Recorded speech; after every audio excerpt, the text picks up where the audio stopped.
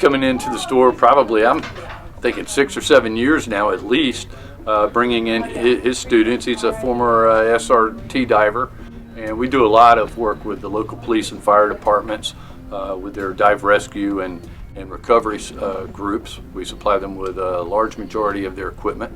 It does go out on competitive bid, and we've been fortunate enough to be the low bidder on these bids. But Derek comes in here and we fill his tanks and try to take care of him and his students' needs when they need to purchase supplies in our store. We've been here since 1968, I believe, is when this store opened up. I've been here since 1986, and whether you need a $1 snorkel keeper or a $2,500 VC and computer system, we have everything for that and every part and price point in between. Family had their grandchildren from up north down here diving off their dock, and they said they saw something in the water that appeared to be a firearm. They weren't sure what it was, if it was loaded, unloaded, so they emailed us. We came down here to check it out. The reason people see us doing different things as far as putting on equipment, we use over-the-head method. It's a lot faster other than recreational where people put it on like a jacket. For us, we get it over our head, we're quick, we hook it up, we're in the water within seconds. Each person will check out their equipment and they will check their partner's equipment so they make sure that they have airflow. In the case of emergency, he knows his buddy's equipment's working and he knows his other partner's working.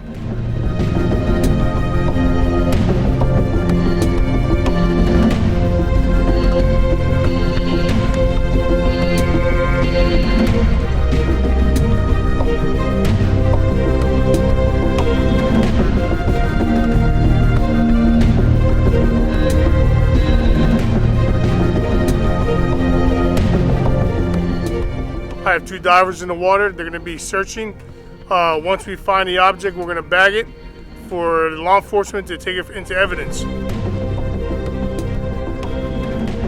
With the scenario that they told us that they had seen, is they think it's a firearm as far as a rifle.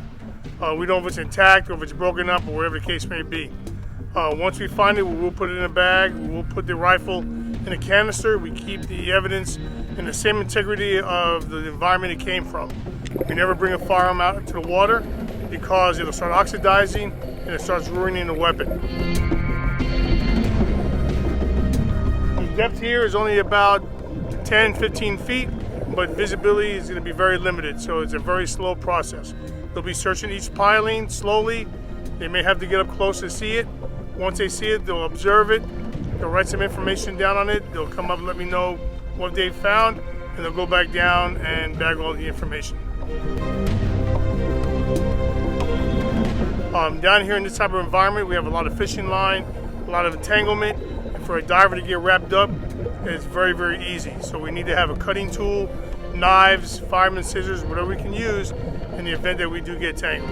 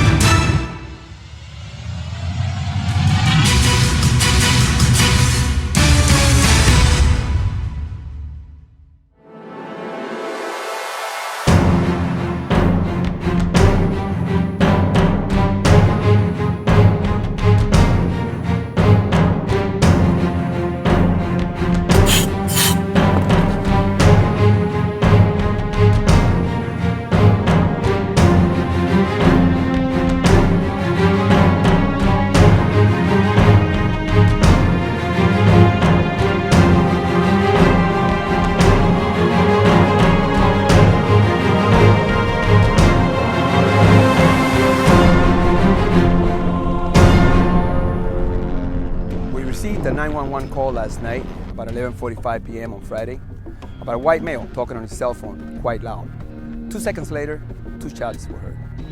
A neighbor looking out her trailer window believed to have seen a subject tossing a gun into the water and another object.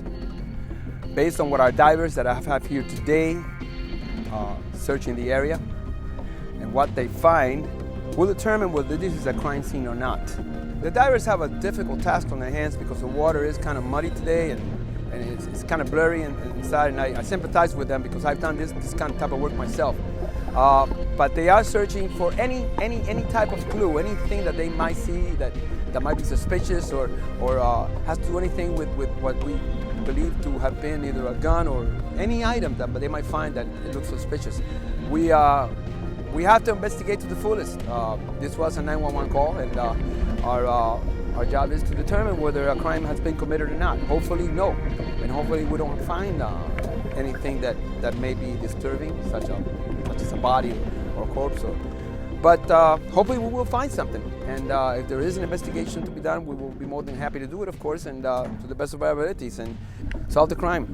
Well, very, very carefully, they have to remove certain items from the bottom, like maybe rocks that are covering or obstructing their view.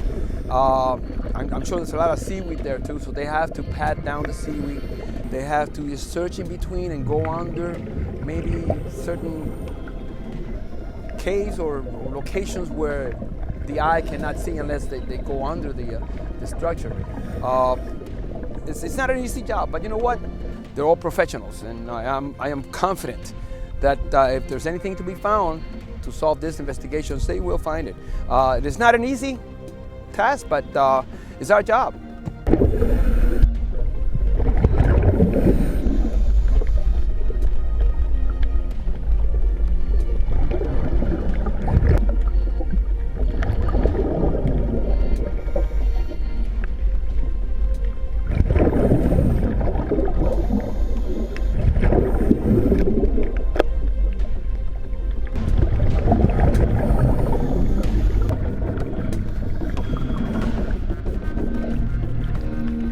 In the search, we have found a 9mm Glock. This is usually a police-issued weapon. We will be taking it to our lab and determine where it came from, and hopefully we'll solve the mystery of what happened to the owner. We also found a Rolex watch. It's a very expensive watch. Also in our lab, we will determine if there's any DNA or whatever we can find to solve whatever crime that might have been committed. It's just a regular procedure that we usually go through, and hopefully we'll come up with an answer.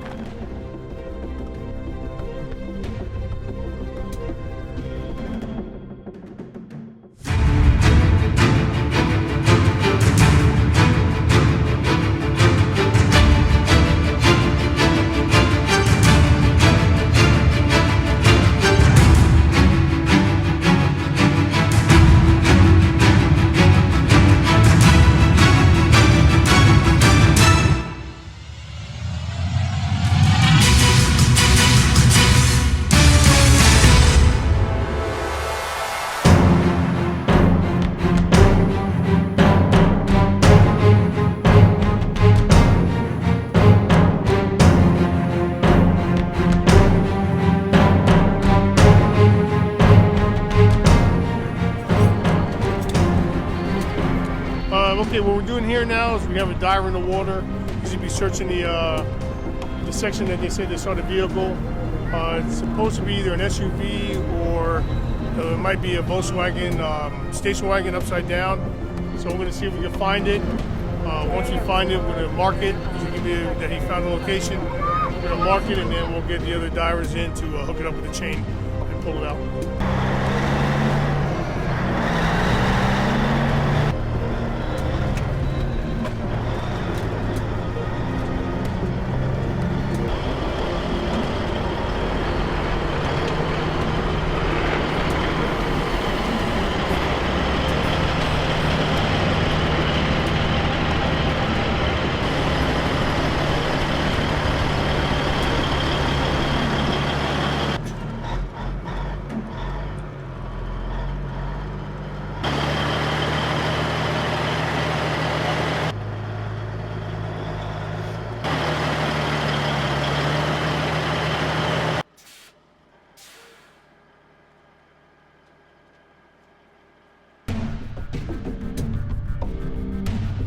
you go. How you doing, buddy? Hey, bud. Coming up, bro. How's it going? I appreciate it, man.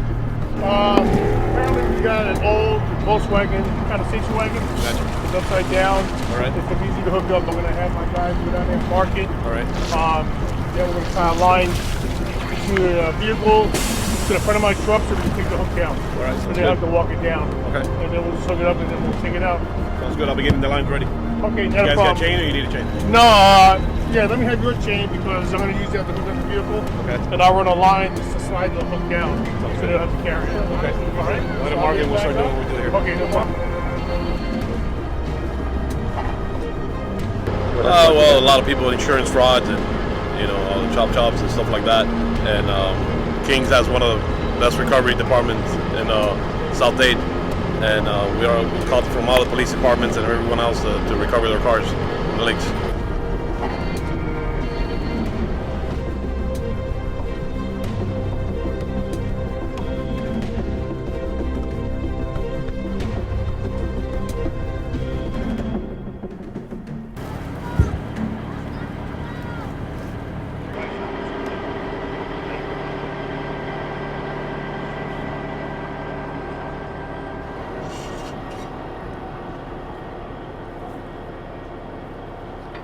We've been doing water recoveries about 15 years, 16 years, and hopefully everything goes well with this one. We do a lot in South Dade, Miami-Dade. We get a lot of cars in the canals and stuff like that, and basically we got the divers in the water trying to recover the car, and then we got a safety, put a safety chain on it, and winch it in. See what happens from there.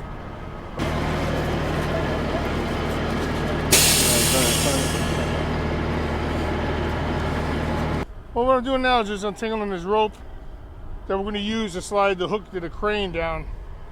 It gets impossible to carry that hook on the bottom. Sometimes these hooks weigh 60 pounds or more. So we'll just slide the hook right down this line. Makes it easier on the divers.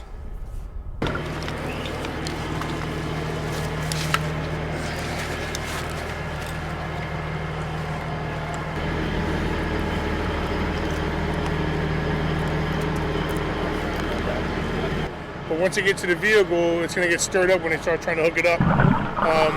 The best place to hook it up is around the axle, but it depends how the vehicle's laying. If it's upside down, sideways, if it's buried in the mud, we're going to have to dig it out if it is. So it all determines what the vehicle is going to look like and the condition it's in.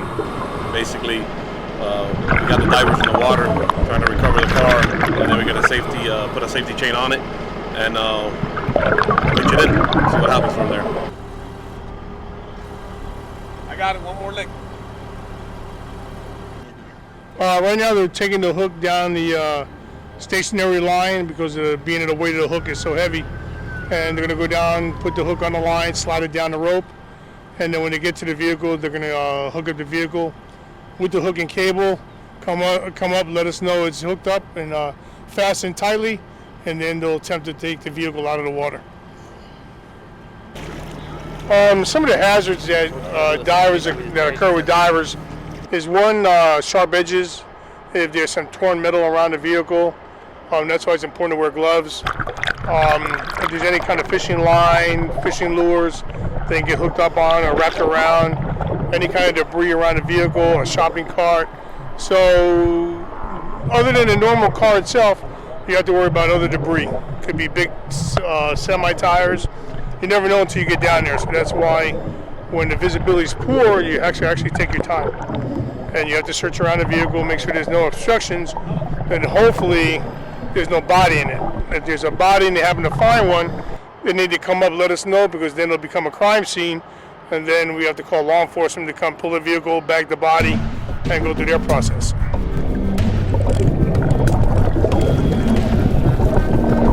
All right,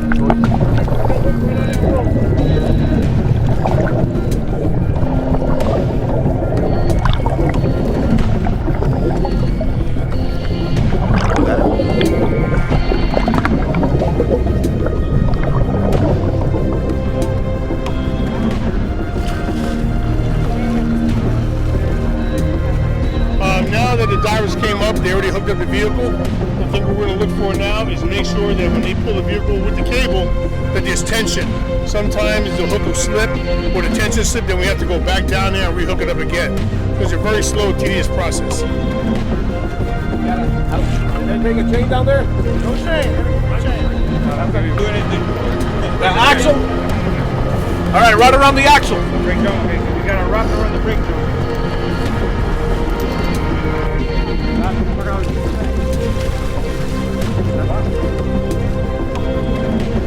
The car could have moved, it could have flipped over, could have spun around, could have just came loose. These are the problems that you have to deal with. Nothing goes by plan, so now we'll take a chain down there and hook it up to the chain and hopefully get a good spot where it won't come loose. But these are things that happen. It's not rocket science, and it's not easy as everybody thinks, but there are things that do go wrong.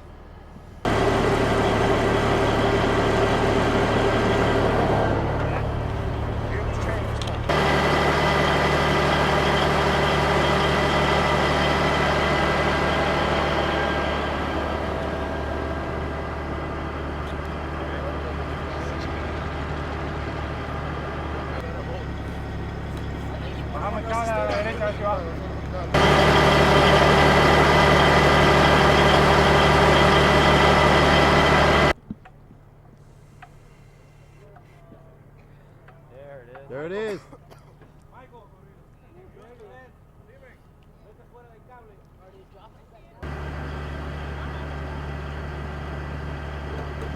Got a lot of mud on her, that's all.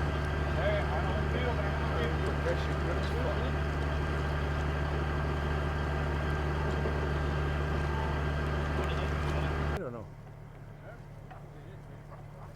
You'll come out like that? Comes out the way it comes out.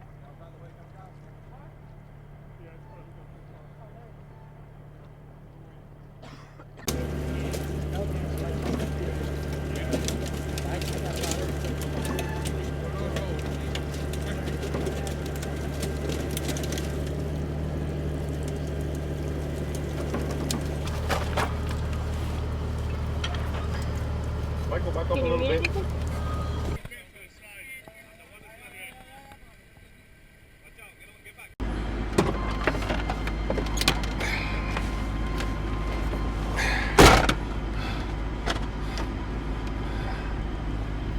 Say a few words. Okay, well, folks, we just got that car out of the water. It seemed to be an old Volkswagen. We thought it was a small SUV, but it seemed to be an old Volkswagen. It's been down there a very long time, and now they're going to take it to a flatbed. Police will come out, try to get some information, and from there, it'll take its process. Emergency brake was on. But that's how it goes, folks. Sometimes it goes quick, and unfortunately this time the cable kept slipping off, which is just nature of the business, and we have to make sure that before they pull that vehicle, it's on there tight. And one thing we got to worry about is that cable snapping. Make sure everybody's out of the way so nobody does get hurt. And safety is always the first thing we take care of.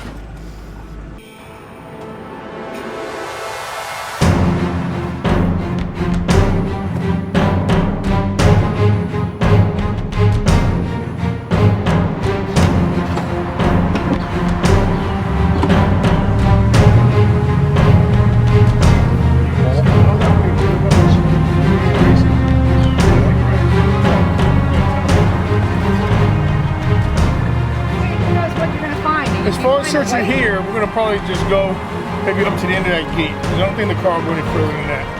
We'll start back here and get up to that gate. Okay, so what we'll do is we'll search up to here and then go, to and the then go park down and do there. that spot and Yeah. then do the one. Okay. Okay. All right. All right. Yeah. And then I we'll don't search. know. We'll search up to about the end of that gate, and then we'll go back and check the other area. And we're gonna put the ball out just in case anybody decides to come with a jet ski. Perry, make sure everybody gets your gear. Have everybody get all their gear staged out. What we're looking for today? Right, we're going to be looking for a William Naylor who's been missing since 2005.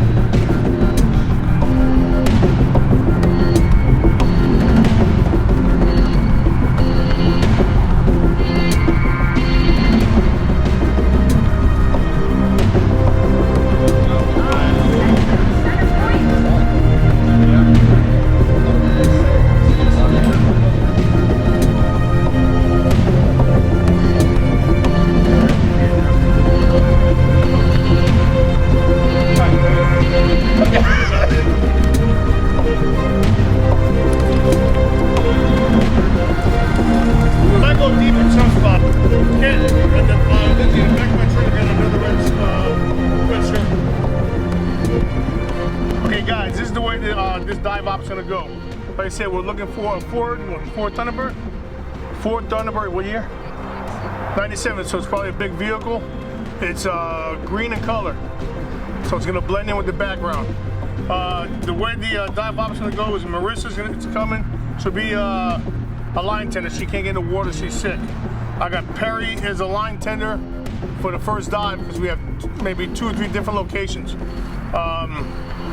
The first divers in the water will be Kent, Lindsay, and Todd.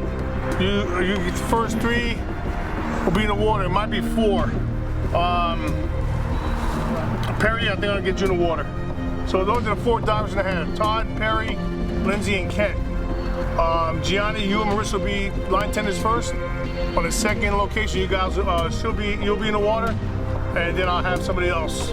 Because we're gonna search from here to where the ball is. Then we gotta go to another location towards the back, check on that spot, and then we need to go by 95 and check that canal right there. The old man had dementia and Alzheimer's. Apparently he trashed his house. He's been missing since 2005, and he left around 12:30 at night. So we're thinking he might have shortchanged that ramp going southbound and drove over the tracks straight into the canal. Kent and I were out there yesterday looking at it, and it's a possibility. We don't know how deep it is, but it is kind of nasty. So I bought some extra hoods, so I definitely want everybody to wear a hood on that canal, whoever's going in the water. This one's not too bad, but if you want a hood, let me know anyway. When we do the line tending, guys, remember it's a slow walk. Divers, do not let go of the rope, all right? Make sure you hold on. We'll give you the probe, use the probe. If it's real sooty, make sure you check in the soot, see if anything is in there, hard surface-wise, other than ground. If somebody happens to find something, make sure you pull the rope so everybody can stop, all right? 3 hard pulls, that means you found something. Emergency, 4 hard pulls. Because we'll have 2 people on the line, and everybody just stop, come up, and feel that line pull, everybody surface, all right? Any emergencies come up, work on your breathing, and take it slow, let's not rush this. I don't know how far a car could have drifted. If he drove, he probably drove either straight from that parking lot into there, or we'll start here in case he made it came this way. Lindsay, everybody get their gear set up. My divers are gonna dive. We'll get your flight suits.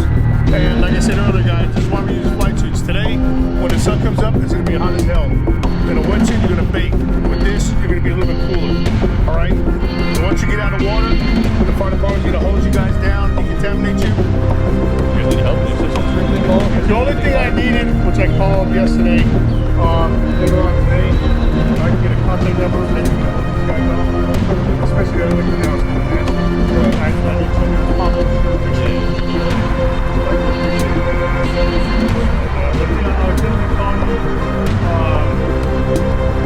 About a half hour before they get out, so give you guys time to if a PD asks us to come out, because a couple of these guys have gone through a crime scene class, yeah, we'll recover. We have body bags. You know, if that was an aspect of us doing anything, usually they'll come out and have us check out a vehicle, get a tag of in, mark it for them. If they want us to pull it, we'll hook it up. If not, we'll leave it, but we'll mark it. So, yeah, just give me a call if you got anything, and we got you ready for the washdown. Okay, like I really appreciate it because it's hard sometimes to get, because I know you guys are on call and everything else. So. And our station is 2 minutes away, so. Yeah, right over there. Yeah, if one of the engine's busy, then we'll pull something. Yeah, not a problem, not a problem. We can pull another truck from somewhere else.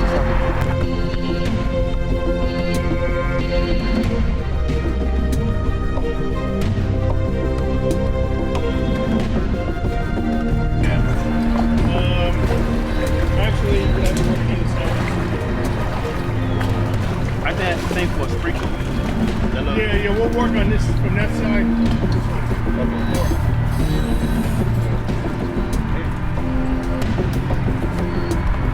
Make sure everybody's got a flush. Let's see this rigs. I got a rig. Give me another set of rigs off my hook. Oh, you got it already?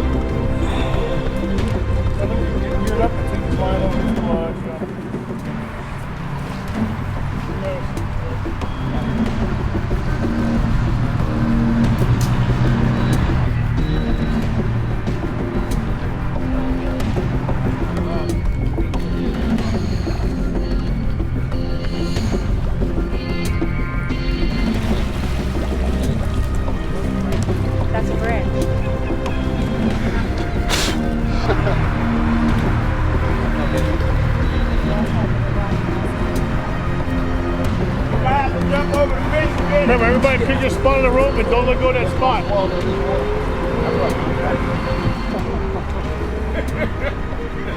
Okay, what we're doing now in the operation, I have 3 divers in the water. I have Kent, Lindsay, and Perry.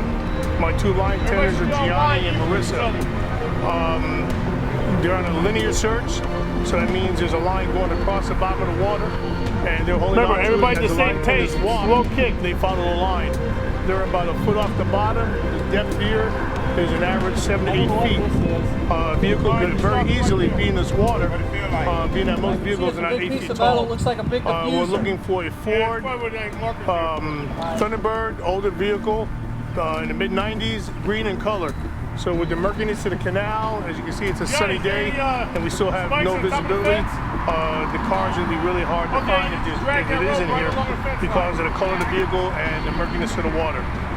Each diver has a probe, a 2-foot piece of PVC piping, 1 inch in diameter, and they use that as a feeler. In case there's any alligators or there's a vehicle they can tap without cutting their hands open on ripped metal or anything of that nature. If we find something, they're going to pull the line 3 times and we'll mark it and see what it is, try to get information off the vehicle. If it isn't here, if we pull the line 4 times, it's an emergency, all 3 divers come up. The second search we did, we were able to find 7 cars. Sometimes it's kind of hard to detect what's inside of the car. You know, some of them are in there for quite a bit, so you have a lot of stuff in it, you know, growing and stuff like that. But we have found weapons, but no body remains yet.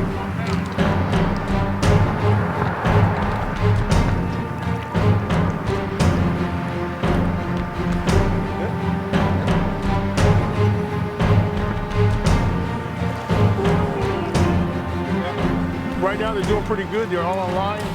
We're going to be going down to where the ball is, search this area here, and then we're going to be going to another location. We're looking for Mr. William Nyler, who left his house. He has Alzheimer's, elderly man, left his house in his car, so we're looking for his vehicle. This is the canal that's right, his apartment was right here, in this corner here. So it's possible that he could be in this canal, and that's who we're looking for right now. He's been missing since 2000. We have a car. Go down, see if you can get a tag number or a VIN number. All right? Lindsay, you go down there for safety. Can you stay on the line?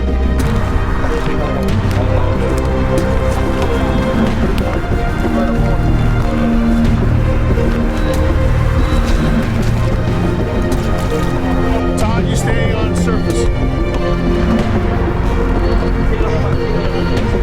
Right where I'm at. Lindsay, what I want you to do is stay off into the vehicle a little bit, but on the bottom. If you can shine your flashlight on there, great. Go ahead, look on the line. You know what? Let me go get my ruler. Here, if I come up with a number, just write it on the back of that. Or a color would be great, because I know if it's white or green. Yeah, I got it. You're gonna have to get a feet wet though.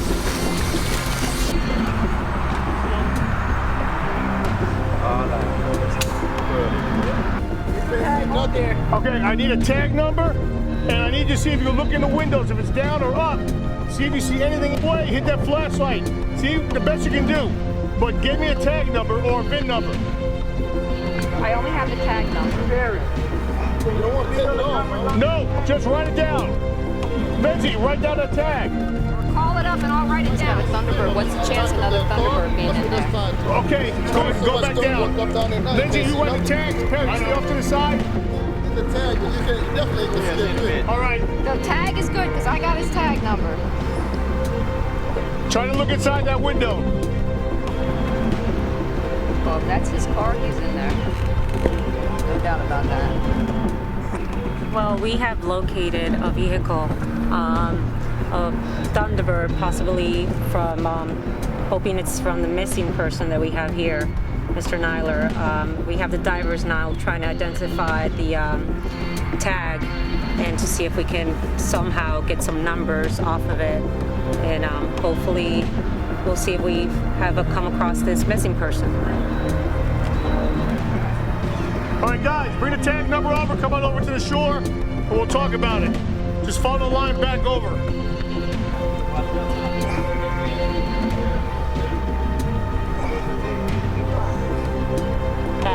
Okay, what do you got for a tag number? That's it. That's him. Is that the car? That's the car. Oh. Hey, Lindsay, what's the tag number? E57BIX. Okay, the tag number that we got on the vehicle is the missing person, Mr. Nyler. That is his tag number. We found him. We can let the family know that we have some closure now for them. Now we have to contact Cypress Creek PD and go from there. The divers did a great job. We marked the vehicle, and now we just need to let the authorities know. Great job, guys. I had the feeling it was here the whole time. The police department told us this wasn't deep enough for a car to be in because it was only 8 feet deep. If you know anything about vehicles, cars can sink in 6 feet of water, 7 feet of water, 50 feet of water, because most cars are not 8 feet tall. It took us 20 minutes to find this vehicle. We went exactly approximately maybe 40, 45 yards. The vehicle is located right next to his house, where his apartment is, and he's been missing since 2005. Most likely, there might be remains in the vehicle. They'll probably be on the floorboard. There's nothing left of a body, probably just bones. If that's the issue, he could also dump the vehicle and walk away, but at that age, with the problems he had, that's not likely. So there could be remains in the vehicle. For the family, I think they're going to be happy that they have some closure once we contact them. And the divers did a great job today on locating the vehicle. How do you find the car? We're doing our regular procedures, holding on to the rope. Got to a really crowded area, and you can see the back fin of the car. And then as we start notifying the other divers. You can tell from the way it looks on the outside, it's been there quite a few years. The glasses are all dirtied up, you know, from the muck and the soot and the dirt. The car supposed to be in there since 2005. Florida got a lot of bodies of water, you know, like these canals and rivers. People never know how many people actually drive into them. And somebody got to get them out. And happily enough, I know Derek, and we get involved in this type of activities.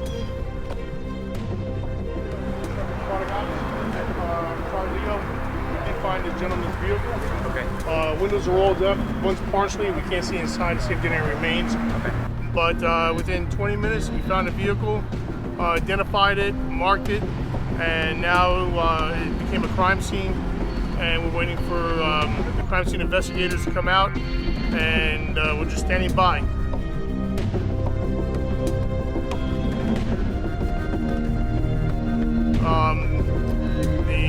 Margate Fire Department came out, hosed down the divers. There was a lot of fluid in the water, like gas and oil, which is very common. So now it's just a matter of waiting to see what's going to happen. And like I said, it was a successful dive, and I'm glad we got the vehicle for the family. Today we were looking for Mr. William Nyler, who's been missing since 2005. We did look for him in a few canals when he first went missing, but we decided to go back through some old case files, and we decided to take a look at this canal where he lived one more time. And so we went in the canal today, and we did locate his vehicle, and most likely he is in the vehicle. So we do have his family members coming now, so hopefully they'll have some closure. He's been missing for a long time. Once the crime scene investigator comes out, determines what he wants to do, we either get the okay or not okay to hook up the vehicle and pull out of the water. In the event of that, we'll put 2 divers in. They'll hook up the vehicle around by the back axle of the vehicle or the front axle, whichever's easier to get to, and pull it from the water.